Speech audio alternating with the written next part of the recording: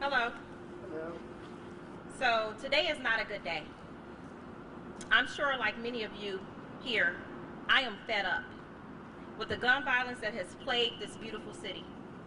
In a 9-hour stretch of time yesterday, our officers and our detectives have responded to 5 shootings, which led to 4 people being murdered and 1 seriously wounded. To many, these individuals may be statistics, but to this division, these are families who now have to pick up the pieces of losing their loved ones. Our officers and detectives are working tirelessly around the clock to solve these cases and the countless others that have occurred. Just in 2021, my officers, your officers, and detectives have charged approximately 500 people with firearm violations. In the past 2 weeks, 44 people have been charged. I want you to think about that for a minute. 44 people in just September alone have been charged with gun violations. Like the chief has said from day one since we arrived in Columbus, our officers are doing exactly what we have asked them to do, what you have demanded that they do. We now need you to do your part. It is not enough that we are fed up. You must become fed up. How many more funerals? How many more mothers crying? How many more children left without parents is it going to take for this community to come together and let the criminal element in the city of Columbus know we are tired and we are not going to tolerate it? The amount of violence we are seeing is putting a drain on our resources. Our personnel are extremely tired. Our detectives, our crime analysts, our crime scene search unit personnel, and our evidence techs are working around the clock. Many working 16-hour days, leaving their own families behind to solve these crimes. We need your help, and we need it right now. I want to make it clear that Columbus is a safe place to work, live, and play. The majority of our gun violence is not random. Just 48 hours ago, we held a press conference talking about needing the public's help in solving the homicide of Olivia Kurtz and any other homicide or felony assault we had in this city. The message today is no different. At this time, I would like to ask Commander Robert Strasbaugh to come to the podium and provide you with more statistics about yesterday's incidents. Thank you. Thank you, Chief. We still have investigators from yesterday out right now working. Thanks. We still have investigators out right now working from yesterday's assaults and felonious assaults. There were 3 of them that were in close proximity of time, but it's still early in the investigation to say for sure whether or not that they were related. Early indicators are that they are not. So we want to make sure that the citizens understand that the majority of these homicides, the majority of these felonious assaults are indicative of a disturbance between people who know each other. We have no random shootings or homicides in the last 24 hours, as was indicated to me when I got into work this morning. The investigators are working tirelessly, as the chief said, to make sure that we get all the facts that we need to make sure that we are able to successfully prosecute these cases. Homicide investigators and our felony assault unit investigators work very closely with each other to make sure that these things happen. There are video of some of these incidents, and as soon as we are able to get some of it out, we will. But one that I probably won't release, but that I will share with you, is that in one of the assaults, and by the grace of God, he's still alive, he actually crawled to a carryout on the video to get help. This has got to stop. It has to stop. Columbus is way better than this. The violence just needs to stop.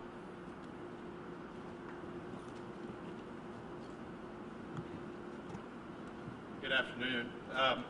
As we're talking about this violence, which I seem to be doing a lot more frequently than I would like to lately, I just want to take a moment to express my thanks to all the employees that are involved in these investigations.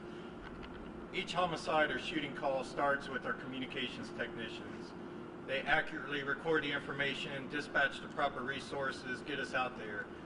Our patrol officers are the first responders, and they have been doing a tremendous job. The videos you often don't see are them arriving and performing life-saving measures that save us from having an even bigger total number of homicides.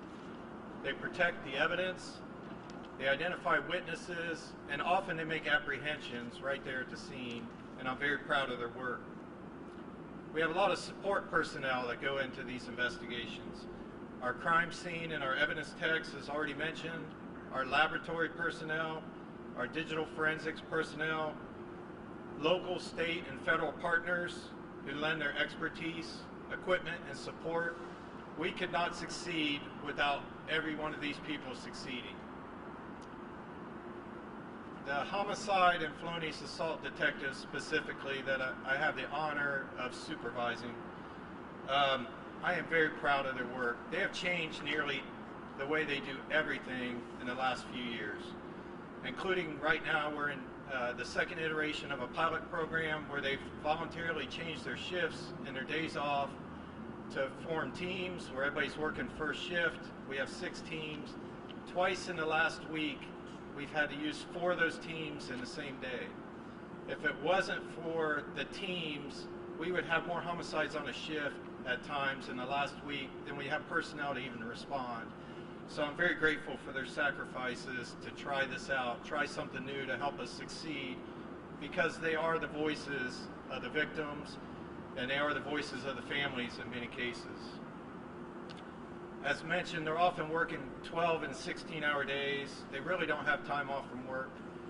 Their phones are ringing constantly, and they're not leaving. They're volunteering to stay there, raise their hand and say, I want to do this. I want to make Columbus better. And I thank them for that. All these employees deal with considerable trauma. And often this trauma lasts longer than the investigation. Again, I'm very proud of their work, and I pray for their long-term health because the trauma impacts us as well. But the trauma is really impacting our community. And enough is enough. We're all fed up. We need this to stop. We can proactively police.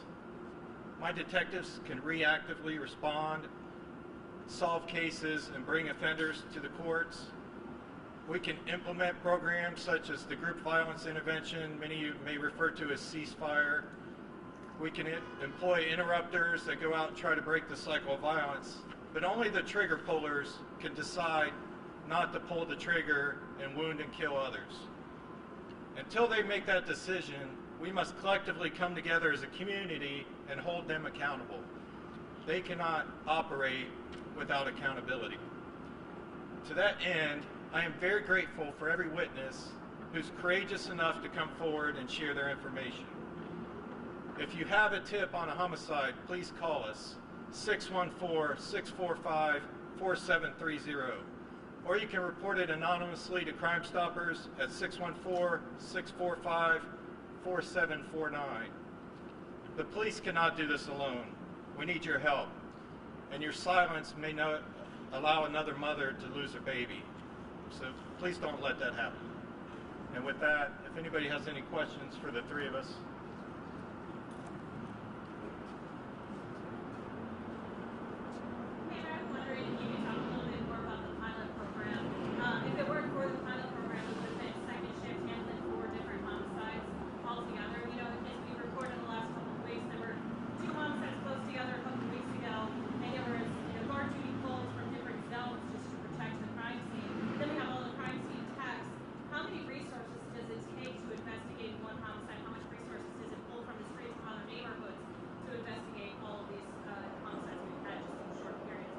Succinctly, a lot.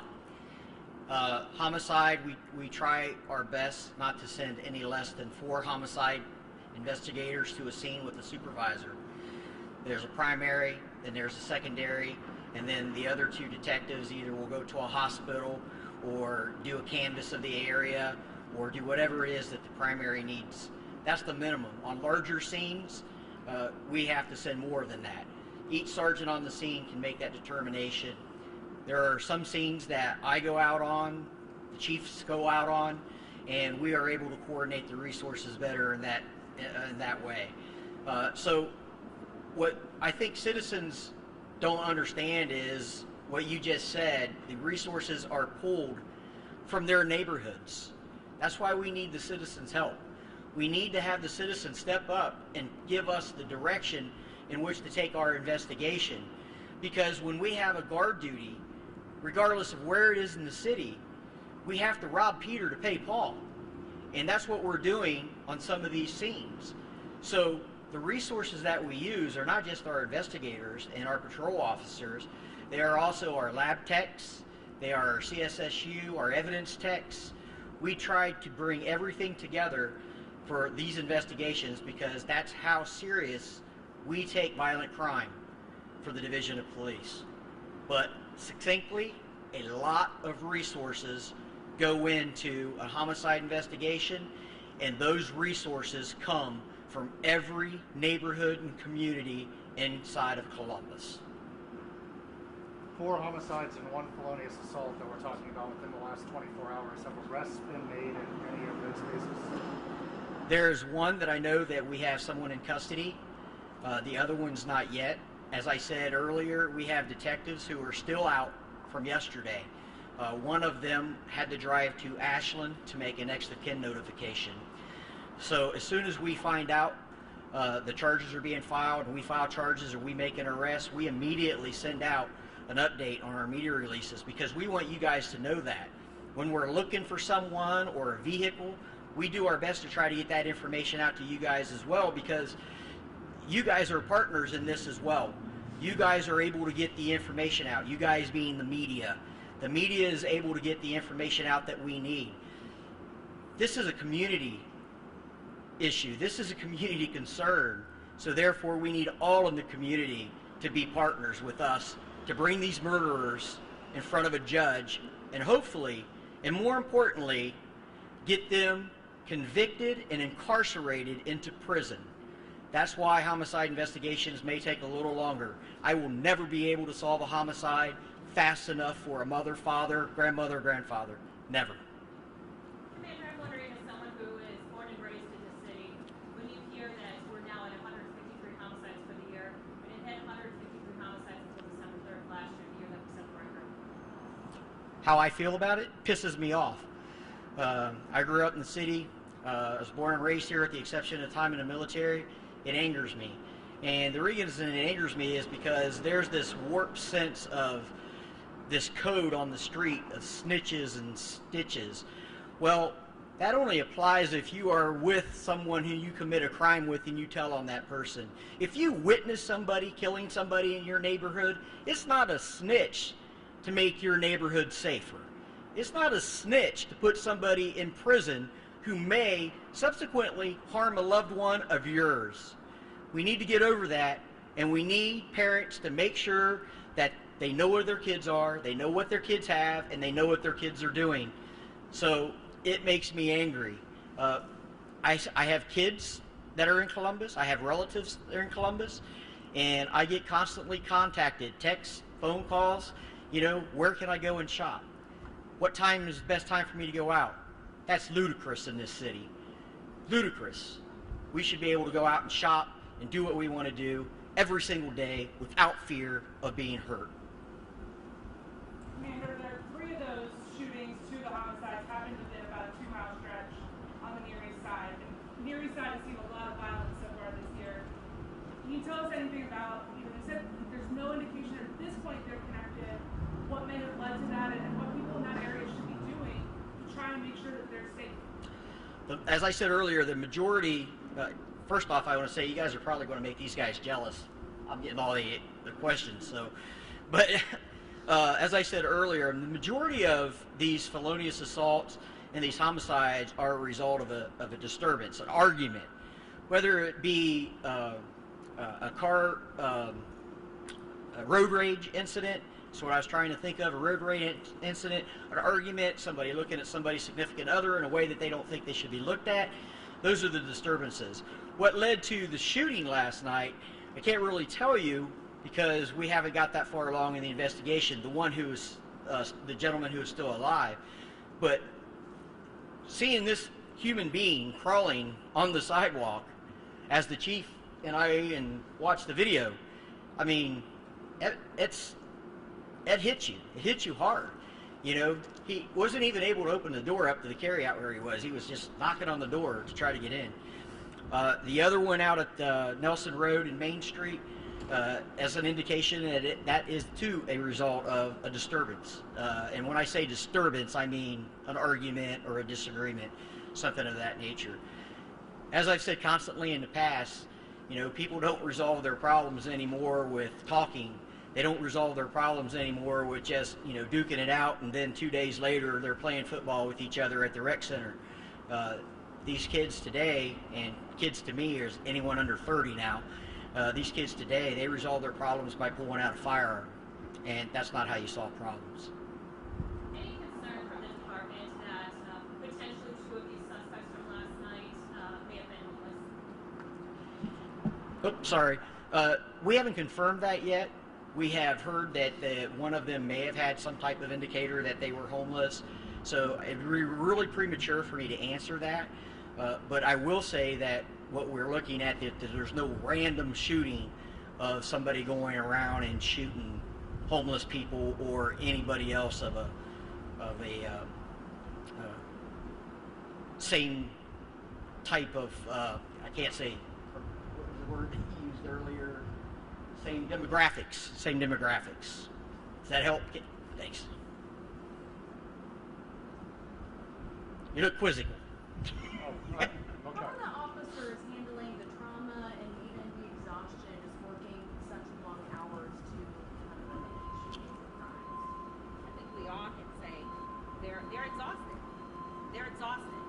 I can tell you, the chief and I have only been here 2 months, and we're exhausted. There are many nights the chief and I don't go to sleep because we're going over the cases that are coming on our phones, where we're texting and talking to commander and deputy chief about how we can curb this gun violence. So I can speak for the division. We're exhausted. We're exhausted. We're tired. We're angry. We have a disdain for people who solve their problems by pulling out weapons and killing others and shooting others. And so we're here to talk about homicides, but you got non-fatal shootings. You have shooters who are solving arguments by shooting each other. And for us, that is a potential homicide, because that victim who was shot, more often than not, knows who shot them, and often than not, they go for revenge. And so our message is simply clear today. We are not going to continue to tolerate this gun violence in the city of Columbus. I am fed up, my team is fed up, and we want the citizens, and we know the citizens, the majority, overwhelming majority, are out here doing the right thing. But we also know that they know who the shooters are.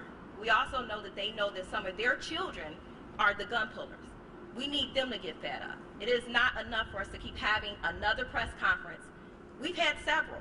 And so we're asking, we're now begging you to stand up, stand with us, and let the citizens in this Columbus, beautiful city, know that gun violence, gun triggers are not going to be tolerated here. We are serious about coming after you, and believe me, it may take us a month, it may take us a year, but we are going to work diligently to make sure that you get the justice that you deserve when you come out here and you shoot innocent people and you shoot at our babies, because we haven't even addressed the fact that we've lost juveniles. I'm so tired of talking about the gun violence in this city. I've only been here 2 months. This is a beautiful city. This is not the image that we want Columbus residents to be heard of. I came here and all I see is beauty. I see trees. I see beautiful parks. I see beautiful people. I don't want this to be our message anymore. It is not going to be the headlines that Columbus has 5 more shootings. Enough is enough. And that's why we wanted to get this message out. My officers are tired. The chief is tired. My team is tired. And we're angry. And so we want that anger to turn into solutions. We're asking and we're begging. If you know something, say something. That's it. Chief, I was going to ask, 70 of the 153 victims so far this year are ages 18 to 30. I just want you to maybe elaborate on those numbers just a little bit more, especially as I know you and Chief Bryant have talked to a lot of those families and the young children who have been victims. So I'll tell you, and this is a forgotten demographic that we don't talk about, our trauma surgeons. Grant Hospital is one of the best hospitals in the country, but I can tell you those surgeons are tired. They're tired of having families come in here and have to tell their mothers, daughters, fathers, sons that their loved one is no longer with us. I know that my homicide detectives are tired of making next of kin notifications. I know that the chief and I, the mayor's office, we're tired of standing here talking about what can we do to curb the gun violence. We have initiatives, but they're not going to come overnight. We have been here for 2 months, and I can tell you overwhelmingly the majority of the men and women of this division are dedicated. They want to be here, not because they have to be here, because they chose to be here. And so we're asking, don't just tell us we need to do better. We're telling you, you need to do better. And so when you talk about that 18 to 30 range, these are our offenders and our victims. These are people who grew up in the same neighborhoods, they know each other, they know each other's families. And to think that in their minds, it's okay that you had a disagreement on Tuesday and you think it's okay to shoot somebody on Wednesday or Thursday. It just doesn't make sense. And I know that we're better than that. And you know, fortunately for us, we're working with limited manpower. We're trying to do the best that we can. But I can assure you that the chief and this team, we're committed to putting more officers on the street by recruitment. We're committed to making sure that we engage our community. We're committed to having open and honest dialogue. You've heard the chief say this over and we're going to hold our officers accountable. And when they do something right, we're going to back them. When they do something wrong, we're going to hold them accountable. But we're also going to hold this community accountable. We can no longer ignore what we see in the backdrop. So if it's in your neighborhood, we want you to be fed up. We want you to come out with us when we're out here talking about how we reduce gun violence. We want to hear from you what you think this division can do better, and then how can you help. This is basically us begging for your assistance. So I think that's all we're trying to get across. We're tired, we're fed up, and we're seriously want to decrease this crime. We cannot, and I will not accept 200 murders. I will not. And so we're diligently working towards decreasing that every single day.